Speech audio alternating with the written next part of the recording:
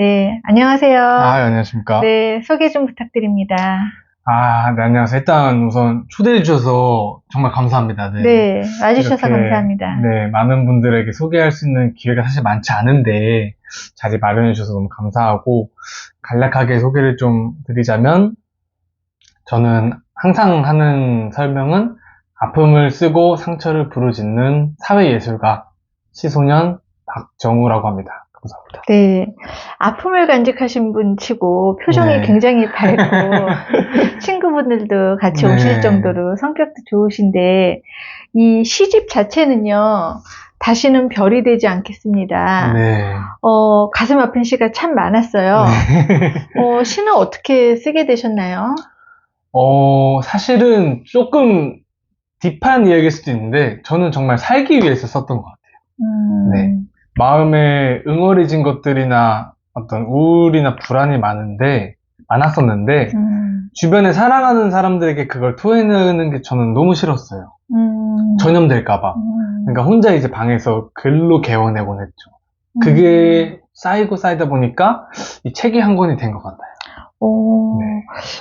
아픔을 겪으신 분인데, 지금 하시는 일은 뭐예요? 저는 낮에는 네. 이제 사회부 기자로 이제 아픈 어떤 소외계층이나 어떤 사각지대를 들추는 일을 하고 있고요. 밤에는 예술가로서 문학과 음악을 하고 있습니다. 음악이요. 작곡을 하시더라고요. 그래서 제가 네. 유튜브로 선생님 음악을 네. 정말 반복해서 들었어요. 감사합니다. 네, 그래서 이제 저도 팬 1호로, 1호 네. 아니고 한 205호인가요? 가입을 했는데요. 작곡을 배우셨나요? 저는 독학했습니다. 네. 어떻게요? 제가 사실 크게 아픈 적이 있었어가지고, 네. 병원에 한 9개월 정도 입원을 했었습니다. 근데 그 시간 동안 사실 뭐 병원 입원 생활을 해보신 분들은 알겠지만 되게 길지 않습니까? 또 많은 액티비티한 것도 못하고. 근데 제가 사실 청년기, 청소년기 힘든 시기를 견딜 수 있었던 게 음악이거든요. 내가 이제 주체자가 돼보자 했는데 배우는 건 싫었어요. 왜냐면 배우면 공부가 되고 공부가 되면 일이 될 것 같아서 네. 항상 어떤 한국 사회 시스템이 좀 그런 것들이 어렸을 때 강요되는 게 있다 보니까 그래서 독학을 했고 2년 동안 6시간은 작곡 공부를 하고 2시간은 가창 연습을 했던 것 같아요. 네. 와, 아니 작곡이 화성법, 대위법 네. 이런 거 있지 않아요? 네, 있죠. 근데 저는 어떤 물론 이론도 어느 정도 있어야 되지만 좀 중심으로 가기보다는 이 순수 진심을 그대로 담는 법에 대해서 좀 더 연구를 많이 했던 것 같아요. 네. 그리고 시스템 프로그램 다루는 법? 네. 그런데 죄송한 말씀이지만 가정폭력에서 자란 소년이셨는데 네. 어른도 힘든데요. 네. 어떻게 이렇게 건강하게 잘 자라셨잖아요. 그러면 네. 사람들이 다 아유 가정폭력 뭐 그거 별거 아니야 이렇게 생각할 수도 있겠어요. 다 잘 되네. 사실 제가 이 책을 낸 것도 세상의 어떤 처음을 고백하는 이야기였어요. 왜냐면 전혀 모르세요. 제가 먼저 이야기하거나 여쭤보지 않는 이상은 제가 사실 되게 부유한 가정에서 자라서 하고 싶은 것들을 다 경험해본 사람이라고 오해를 많이 하시더라고요. 글도 네. 잘 쓰고 음악도 잘 하시고 네. 또 키도 크시고 잘 먹으니까 키가 큰다. 네. 네. 그러니까 예, 그렇게 네. 보여요. 네. 근데 사실은 제가 그럴 수 있었던 이유는 그냥 겸손하게 말씀드리자면 인복이 좋았던 것 같아요. 네. 네, 좋은 분들이 많이 이끌어 주셔서 지금 이제 나름 건강하게 이 자리까지 앉아 있을 수 있는 것 같고 그냥 하나 달란트가 있다면 노력하는 법을 좀 아는 것 같아요. 네, 노력을 그냥 많이 했습니다. 네. 그래서 논술 전형으로 대학을 진학하셨다. 네, 맞습니다. 예, 저희 채널에도 학부모님이 많아요. 네. 외국인도 많은데 학부모님도 많아서 네. 논술 전형이라는 거는 굉장히 고가의 사교육을 받아야 되는 그쵸, 네. 그런 걸로 우리가 알고 있는데 네. 어렵다고 하셨잖아요. 어렵죠, 네. 네, 그런데 어떻게 그 고급진 논술 전형으로 대학을 가셨나요? 아, 이게 사실 제가 다닌 학교에서 문과 중에 저랑 단 한 명, 두 명이 합격을 했는데 논술로 다 어떤 고액의 학원이나 과외 사교육이 아니었어요. 그러니까 제가 그때 전수받은 교수법이나 팁들이 있거든요. 그걸 여기서 좀 공개하면 도움이 되실까요? 너무 보시는 분들한테? 너무 감사드리죠. 네. 아니, 제가 이 질문이 나올 것 같아가지고 네. 근데 이거는 중요한 답변을 해야 되니까 네. 조금 이제 정리를 해온 거 네, 있어가지고 네. 좀 이거를 보고 네, 네. 일단 좀 이야기 먼저 네, 말씀드리자면은 네. 저는 방과후 학교에서 공부를 했어요. 네. 거기서 이제 기출문제 풀고 선생님이 채점해 주시고 그거였는데 나중에는 이 방법대로 논술을 하니까 합격을 했고 그 이후에는 제가 이제 공부방을 차려가지고 좀 이런 사교육이 어려운 친구들한테 알려줬거든요. 20살이 되자마자. 근데 많이 합격했어요.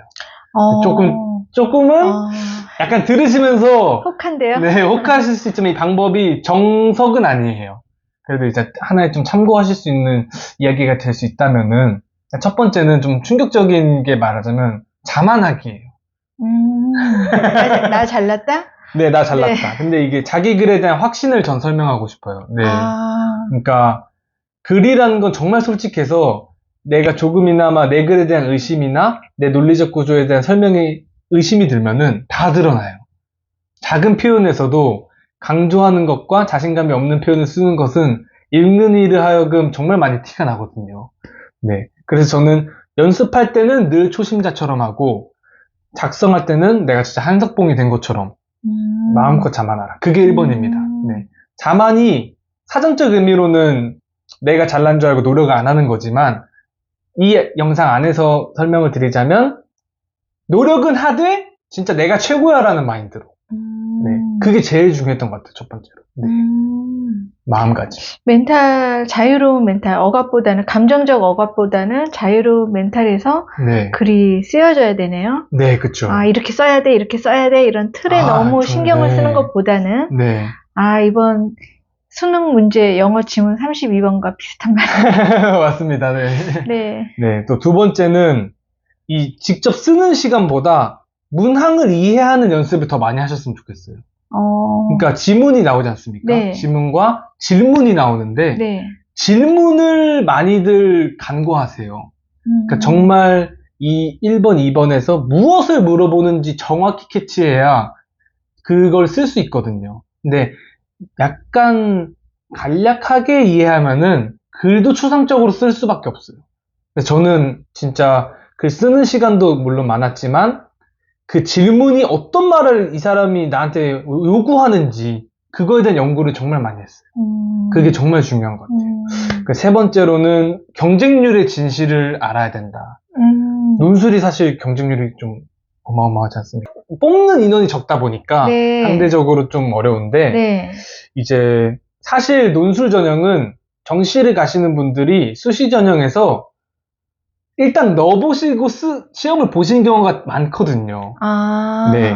그렇다 보니까 사실 100대 1이라고 치면은 결국 실질적인 건 10대 1이에요. 근데 10명 논술 준비하는 사람 중에 제대로 이제 정말 노력을 해서 많이 써본 사람은 3명 중 1명이에요. 33%의 확률을 6개 넣는다고 생각하시면 돼요. 내가 노력을 했다면. 그러니까 경쟁률에 흔들려서 마음가짐이 흐트러질 필요가 없고 다른 전략을 세울 필요가 없다. 그 확신을 가지시는 게 중요하다. 라는 거 저는 좀 말씀드리고 싶고요. 좀 빠르게 더 말씀드리자면 네 번째는 좀 충격적인데 글씨체예요. 사실은 논술 공식적으로는 네. 글씨체는 이 성적과 무관하다라는 게 공식적인 오피셜이에요. 근데 제가 설명드리고 싶은 거는 첫 번째로는 또박또박 쓰는 글씨체가 연습하는 게 마음가짐이나 내가 이 공부에 임하는 자세가 변하더라고요. 네. 휘갈겨 쓰면은 내가 생각하는 거나 공부하는 것도 흐트러지게 되더라고요. 저는 그걸 정말 많이 느꼈어요. 면접 볼 때 네. 단정한 외모를 본다고 해놓고 네. 그쵸. 머리만 삐고 가면 안 되고 정말 반듯한 그렇죠, 네. 약간 그런 그렇죠, 이미지가 네. 있네요. 네. 그리고 오프 더 레코드로 제가 대학에서 조교를 할 때 좀 네. 보면은 글씨체를 좀 봐요. 네. 그건 이제 저희만의 네. 비밀로, 네. 네, 그리고 전략을 한 가지 세웠으면 그걸로 시험 때까지 쭉 가셨으면 좋겠어요. 이 입시 전형, 특히 논술 전형을 뭐 글을 어떻게 쓰고 어떻게 전략을 짜고 너무 많은 전문가들이 많은 답을 하는데 그 답들이 다 맞기도 하고 다 틀리기도 하지만 자신의 답을 그냥 하나 정했으면 그걸로 쭉 공부를 하세요. 전략을 그냥 그대로 가세요. 학교별 전형도 좀 다르거나 아니면 요구하는 스타일이 좀 다른가요? 네, 많이 다릅니다. 아, 그럼 선생님은 한 대학을 딱 집어서 준비하셨어요? 저는 수시 6개 전형 다 6개 논술을 썼어요. 아, 그럼 6가지의 유형으로 공부하셨어요? 준비하셨어요? 아니요, 그럴 필요가 없어요. 아, 그러니까 제가 아까 말씀드린 네네.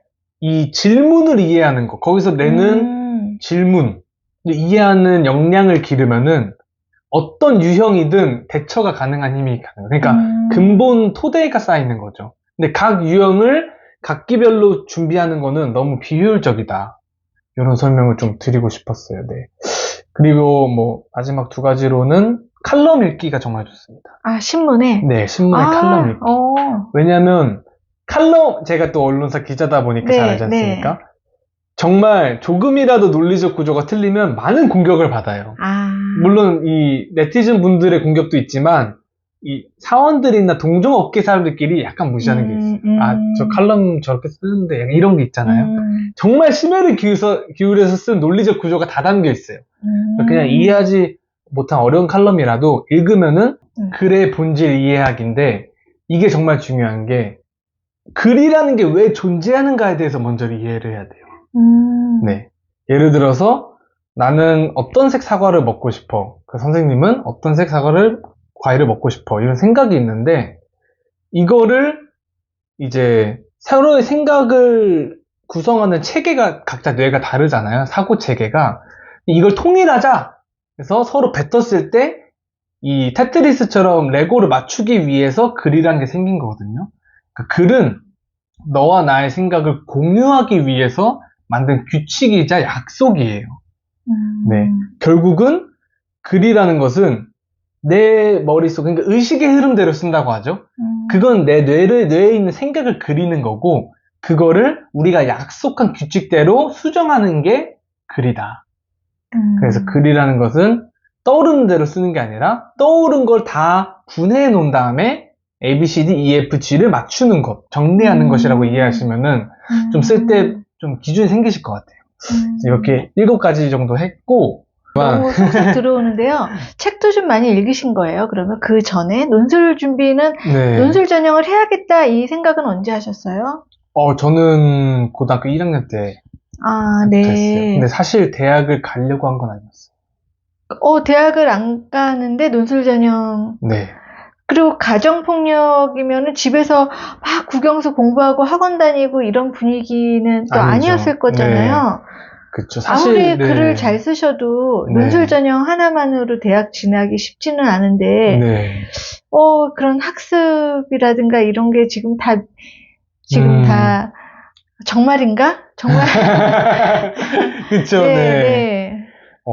저는 일단, 지금은 모르겠는데, 그때는 고등학교도 급식비가 있었거든요. 네, 네. 고등학교 급식비도 사실 못 내서 선생님들이 암암리에 좀 내주셨었어요. 아. 네.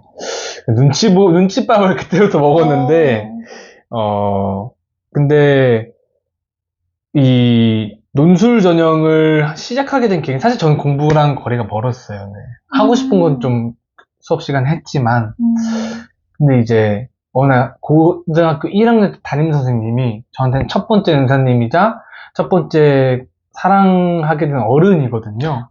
네. 어느 날 문득 말씀하시더라고요. 야, 정우야, 네가 글을 잘 쓰는 것 같은데 선생님 방과후 교실에서 한번 배워보지 않겠니? 선생님 돈 안 받지 않겠다. 근데 나중에 생각해보니까 선생님 제 글을 본 적이 없으세요. 저는 글을 쓰지 않았거든요. 네, 그러니까 근데 막 네. 그렇게 어떻게 그러신 거죠? 저를 그냥 제가 사정을 아니까 좀 이렇게 이끌어 주시려고 하셨던 것 같아요. 그걸 알고 나서부터 정말 열심히 대학 이런 건 잘 몰랐고, 전형이 있고, 아. 막, 수시정시 이런 것도 잘 그쵸, 몰랐어요. 그거 다 그냥. 엄마들 정보고. 그쵸, 네. 예. 그냥 매일 글을 쓰고, 선생님이 그러면 ABC 평가를 해주세요. 그 피드백을 글 한 줄을 써주세요. 거기서 A 받고 칭찬받고 싶어서 매일 썼어요. 아. 네, 그냥 그 마음 하나로 아, 선생님이 관심 가져주시고, 네. 칭찬해주시니까. 저한테는 처음으로 어른이라는 게 폭력과 억압, 멸시의 대상이 아니라 사랑의 대상인 분이었어요. 사랑을 주는 와. 분이었어요. 그러니까 그 학생으로서는 마음이 얼마나 컸을지 오. 존경심이랑, 네. 그러니까 진짜 아이처럼 칭찬 한마디 받으려고 공부를 열심히 한 거죠, 사실은. 근데 이제 고등학교 3학년이 되니까 6월쯤에 뭐 대학 가고 다들 준비를 하더라고요, 분위기가. 근데 저는 선생님한테 대학을 갈 생각은 없었지만 합격했다라는 사실로 선생님의 뭔가 보람을 느끼게 해주고 싶었어요. 네, 그거에서 대학 갈 생각은 없었어요, 사실. 은혜를 표현하고 네. 싶은 학생이었네요. 네. 근데 최저 등급이라는 게 또 있더라고요. 네. 네. 네. 아, 이게 정말 청천벽력 같은 소식이었어요. 6월부터, 고3 6월부터 공부를 했어요. 진짜 그 4, 5개월 동안은 그 EBS 무료인강의 현실 세계보다 더 오래 있었어요. 아. 네, 왜냐면 사회탐구 같은 과목은 따라가려면은 양이 많잖아요. 네. 그러니까 정말 하루에 막 몇십 시간씩 들었어요, 그거를. 아, 하루 24시간인데 네. 하루 30시간 들으셨어요. 그러니까 제가 네, 현생에 있는 것보다 그 사이버 세계에 더 오래 있는 거예요. 네. 늘 틀어놓으셨구나. 네, 그래서 그렇게 공부를 했고 그렇게 대학을 가게 된 것 같아요. 아, 좀 네. 희망이 생깁니다. 아, 그럼요. 네. 아들이 있습니다. 아, 정말 잘하실 수 있습니다. 네. 그래서 만약 공부에 대해서 좀 어려움이 있으시다면은 저는 사실 되게 심플하다고 생각을 해요, 공부는. 저는 사실 머리가 좋은 편은 아니거든요. 막 지능이 높고 막 수학적 사고력이 좋고 이런 건 아니었고 그냥 정말 정독하기. 읽는 게 아니라 정독하기. 그것만 하루에 교과서 한 페이지씩만 해도 정말 많이 들더라고요. 교과서 내용을 다 알아도 그 언어를 이해하는 거 그게 중요했고 한 번씩 쓰기, 필사라고 하죠. 이 원칙이 제일 중요한데 대학교 때까지도 이걸로 네. 성적장학금 받을 수 있는 가장 큰 팁이었어요. 이게. 무조건 수업이 끝나면은 질문을 3가지를 하세요. 이거 정말 좋아요. 네. 이거를 이렇게 해야지 하고 수업을 들으면은 어떤 질문을 해야 될지 뽑아내야 되잖아요. 강의를 들으면서 내가 네. 할 질문을 생각하면서. 그쵸, 네. 그러니까 뭐 학교 수업 시간에도 그렇고 그러면은 수업에 집중하는 것 플러스로 이건 왜 그러지? 저건 왜 그러지? 아, 내가 이거에 대한 이해가 부족한 데를 전부 분석할 수 있어요. 네. 너무 중요한 네. 말씀이세요. 그래서 그거 그리고 자신감 이렇게 4가지 원칙으로 좀 맞춰서 대학에 좀 갈 수 있었던 것 같습니다. 네. 아, 그리고 그 대학을 네. 잘 졸업을 하셨고. 네. 아, 축하드립니다. 감사합니다. 대학 등록금은 어떻게 해결하셨어요? 첫 등록금은 그 당시 이제 그 이후로는 성적장학금을 받았고요. 처음에 내는 거는 좀 도움을 많이 받았어요. 아, 네. 부모님이 아닌 분들? 네. 그것도 그렇고 뭐 그 당시에 여러 상품도 있었고 그리고 제가 성인이 되고 되는 해에 집에서 나왔거든요. 도망을 쳤어요, 사실. 야반도주를 했어요. 나오셨어요, 그냥? 네. 옷 몇 벌 들고 야반도주를 했는데 그 당시 이렇게 모으고 고등학교 때도 일을 했거든요. 그 서빙 알바 하면서 일하면서 모은 돈 하니까 한 200만 원 있더라고요. 아, 전재산. 네. 그걸로 이제 방을 구해야 되는데 그 당시에 보증금이 200에 월세가 35였나 그랬어요. 반지하가. 최하가 네. 그렇죠, 네. 그래서 제가 근데 안 되니까 선생님한테 가서 주인집 선생님한테 가서 제가 지금 이런 상황인데 월세 보증금 50만 원만 깎아주시면은 좀 제가 부탁을 드리게 될 염치가 없지만 근데 선생님 흔쾌히 해주시고 아직까지 저한테는 이모님이라고 부르는데 네 아직까지도 저한테는 정말 이모죠. 네 이모님이죠. 네 많은 도움을 받았죠. 그렇게. 네. 정말 선생님을 뵈면 누군가의 작은 손길 하나가 네. 한 사람을 살릴 수도 있다는 거, 그걸 네. 잊으면 안 될 것 같아요. 네. 그래서 정말 어리신 나이인데 아직까지 도움을 많이 어떤 학생들 같은 경우는 아직까지 엄마한테 전화해서 밥 차려나 막 이런 나이예요. 네. 그런데 너무 어른스럽게 봉사활동도 진짜 많이 하시더라고요. 네. 어떻게 그렇게 하게 되셨고 어떤 일들을 하고 계신가요? 일단, 뭐, 요양원 봉사라든지 아니면 뭐, 환경 봉사라든지 그런 뭐 역사 관련한 봉사라든지를 교육 봉사, 재능 나눔도 하고요. 기부 콘서트를 사실 열고 있습니다, 매년. 네. 그래서 이제 불우한 환경에 있는 친구들의 어떤 치료비나 어떤 생활비로 지금 기부를 하고 있고, 그렇게 하게 된 마음은 말 그대로 제가 여러 주변에서 도움을 많이 받았기 때문에, 저도 환원해야 된다고 생각을 해요. 그리고 저한테는 무엇보다 가치 있는 일이었어요. 뭐 그 돈으로 맛있는 걸 사 먹고, 뭐 좋은 옷을 입고 하는 것보다, 이게 정말 100명한테 갔을 때, 그중 단 한 명이라도, 아직 세상을 살아볼 만해, 라는 생각을 가졌다면, 정말 그걸로 큰 가치가 있는 행위라고 생각하고, 삶의 이유로 충분하다 생각했어요. 그래서, 요즘 조금 게을러졌지만, 그래도 최선을 다하려고 노력하고 있습니다. 네. 노래도 하실 수 있다는 그 재능. 어쨌든 글 쓰는 일, 작사, 네. 작곡, 네. 예, 그리고 또 기자라는 직업까지 네. 팔방미남이신데요. 작가님에게 이렇게 좋은 영향을 미친 어른들이 계셨었는지, 물론 네. 아까 그 은사님도 계시지만 또 네. 다른 분도 좀 소개를 해주세요. 일단 고등학교 1학년 때 은사님과 대학교 때 거의 저에게는 아버지 같은 분을 정말 뵙습니다. 네. 그래요? 정말 저는 사실 마음으로 아버지라고 생각할 정도로 정말 사랑을 많이 주셨고, 때로는 엄하게 지도해 주셨고, 네. 지금 제 어떤 사회 정의관이나 신념의 토대가 되는 시간을 보냈어요, 선생님과. 그 대학교 때 이제 담당 교수님이 계셨고, 지금도 뭐 아직 연락을 하면서 지내고 있고요. 또 이제 아까 말씀드렸던 전에 살던 반지하 이모님과, 그리고 그 학교 앞에 이제 가게를 하시던 이제 고모님이 계십니다. 정말 제가 병원에 있을 때, 병원 생활할 때 많이 도와주셨어요. 병원은 왜 가셨어요? 어렸을 때 이제 그런 불우한 환경 속에서 좀 다치게 됐어요. 네. 그게 외상이 향후에 이제 후유증으로 좀 돌아와가지고 성인 돼서 22살, 3살 때 입원을 좀 오래 했죠, 네. 또 네. 그럼 병원비도 뭐. 힘들었죠, 네. 어떻게, 아이고. 저는 사실 그래서 정말 후회되는 건 하나 있어요. 제가 후회하지 않는 성격인데, 네. 20대 때 놀아보지 못한 거, 제대로. 지금부터 노세요.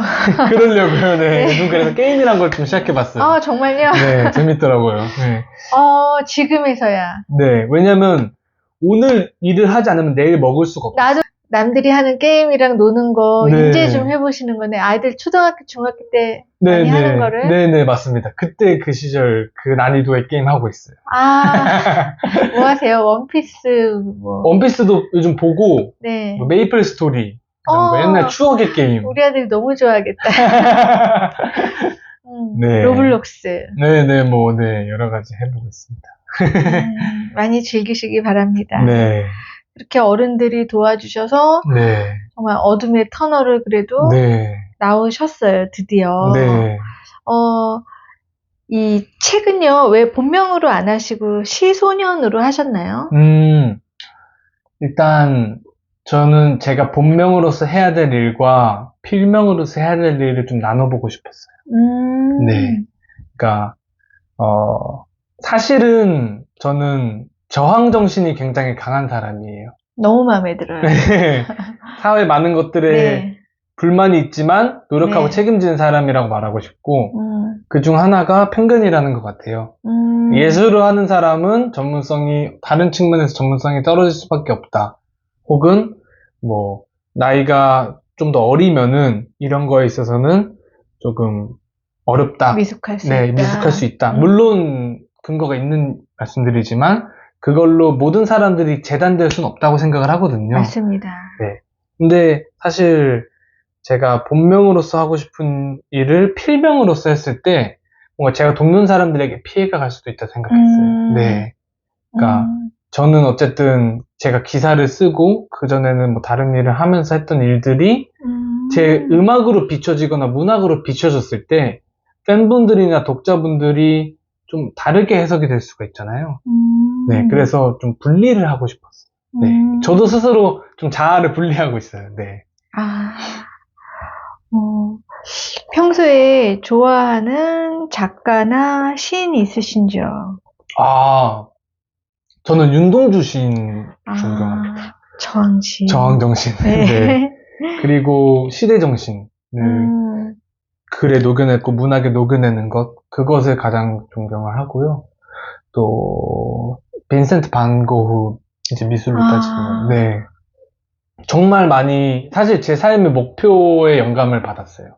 그분은 힘든 삶을 사셨고 후대에 이제 인정을 받으셨지만 저는 제 삶의 종착역까지의 이야기가 누군가에게 그냥 희망 하나로 전달됐으면 좋겠어요. 네, 그래서 이런 사람도 이렇게 해서 이렇게 됐대. 그러니까 너도 할 수 있어. 넌 할 수 있어. 그래서 시작한 게 음악이었어요. 하나로. 저는 사실 되게 음치박치였거든요. 엄청난. 몸치는 아직 못 고쳤어요. 안 고치더라고요. 네, 근데 야, 이렇게 있던 애도 연습하니까 지금 노래 냈고 공연도 해. 너도 할 수 있어. 이거 저는 보여주고 싶었어요. 작곡 프로그램은 네. 뭐 쓰세요? 큐베이스 쓰고 있습니다. 네. 괜히 물어봤네. 모르는데. 아니, 제가 좀 배웠었어요. 어떤 거 쓰셨어요? 너무 옛날이라. 네. 케이크워크랑 네.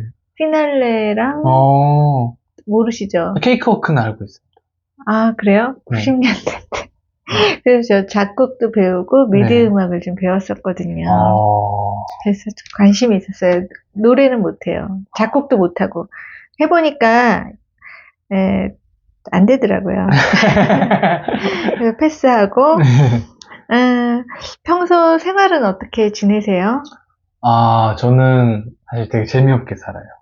술도 안 하고요. 정말요? 네, 술 정말 못해요. 진짜 무슨 낙으로 살아요? 술 좀 하실 것 같은데요? 저는 한 방울만 마셔도 진짜 이렇게 홍당무가 돼요. 그러면 낙이 뭐예요? 낙이요? 네. 되게 좀 재수없는 것 같은데 네. 저는 그냥 자기 개발하는 거 좋아해요. 그러니까 제가 하루에 일어나면 5시에 일어나거든요. 노인 저랑 네. 같은데. 5시에 일어나서 김연기랑 같은데? 1시간 동안 하루에 대한 계획을 할 일을 짜고 그거를 하루에 한 보통 45개 정도 나오거든요. 근데 3, 40개 넘었을 때 보람차게 잠드는 거? 그게 그냥 하루 낙인 것 같아요. 근데 약간 반대로 한 20개밖에 못했다. 좀 게으르거나 힘들어서. 그러면은 조금 좀 스트레스 받고. 그냥 그런 낙 사이에서 사는 것 같아요. 연애도 열정적으로 하시겠는데요. 저는 계획 세워가지고 새벽에. 근데 연애는 계획을 안 세우다 보니까 지금까지 좀 많이 혼나고 그런 연애들을 많이 했지. 오히려 그쪽에선 좀 자유분방한 것 같아요. 네. 좋습니다. 너무나 많은 미래가 있는 분이신데, 앞으로의 꿈이나 계획.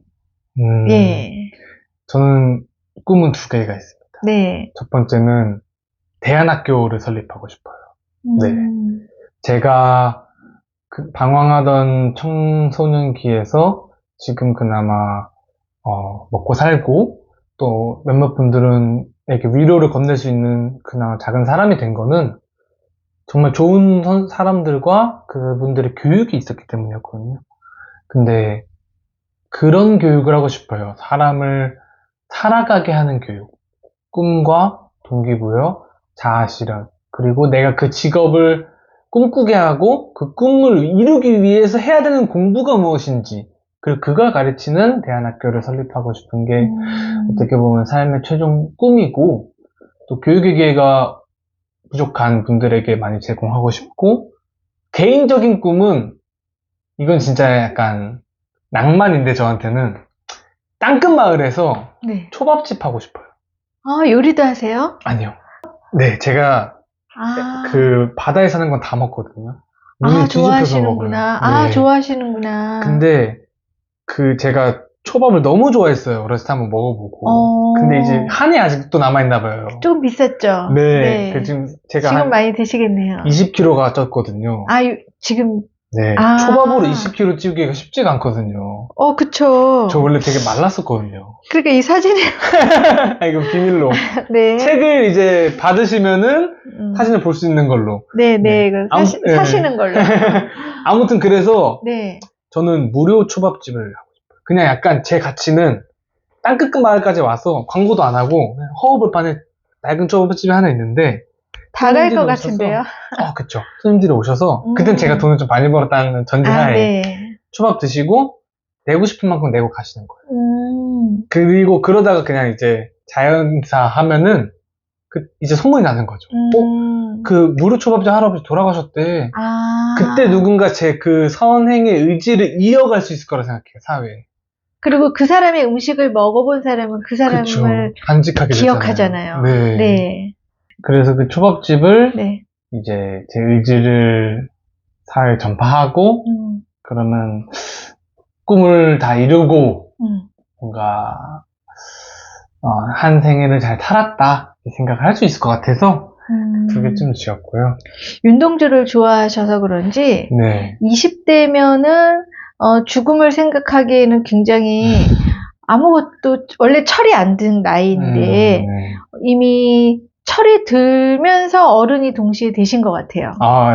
그래서 사실 삶과 죽음이 날실과 시실처럼 늘 같이 있는데 그 죽음의 가치를 깨닫지 않으면 삶의 가치를 못 느끼잖아요. 네, 맞습니다. 근데 이미 죽음에 근접했다가 오셔서 그런지 삶의 가치를 아시는 것 같아요. 감사합니다. 예. 그래서 너무 감동적이고 감사한 만남이었고요. 다음 작품 계획이 혹시 있으신지요? 네, 다음, 일단, 책은 환자투성이라는 가제로 이 현대사회의 각각 아픈 분들, 근데 사실 그건 질병이 아닌 우리가 서로 병을 알려주지 못하고 있는 어떤 아픔들, 그게 골마서 병이 된 그런 사람들을 좀 조명하고 좀 꼬집고 하는 그런 에세이를 쓰고 싶고요. 음악으로는 정규 2집을 준비하고 있습니다. 와. 많이 사랑해주세요. 콘서트도 했으면 좋겠는데. 1월이나 2월쯤에 제가 매년 기부 콘서트 하다 보니까 정규 앨범 나온 기념으로 같이 할 것 같아요. 어디서 하시나요? 아직 정하진 않았는데 일단은 서울에서 할 것 같아요. 나오면 꼭 소식. 그럼요, 많이 와주세요. 네. 가보고 싶습니다. 기부도 많이 하시고. 끝으로 혹시, 이 시집에서 소개하고 싶은 시가 하나 있다면, 소개해 주시면 좋을 것 같은데요. 좋습니다. 젊음에 대한 글귀인데요. 오늘이 우리 모두에게 가장 젊은 날이다. 라는 글귀를 오늘 꼭 얘기하고 싶었어요, 사실 마지막에. 그러니까 젊음을 살아간다는 건 저는 젊음을 잘 사는 법은 3가지가 있다고 생각해요. 미친 듯이 방황하고 미친 듯이 사랑하고 그 2가지를 잘 나로 만들어서 내가 하고 싶은 것에 미친 듯이 몰두하는 것. 그게 젊음을 잘 살아가는 방법이라고 생각하는데 모든 분들이 오늘이 남은 삶 중에서 가장 젊은 날이시잖아요. 여러 용기를 내서 꼭 이루셨으면 좋겠어요. 사랑, 방황, 몰두. 용감한 건 전 없다고 생각해요. 용기는 나는 게 아니라 내는 거더라고요, 모두가. 맞아요.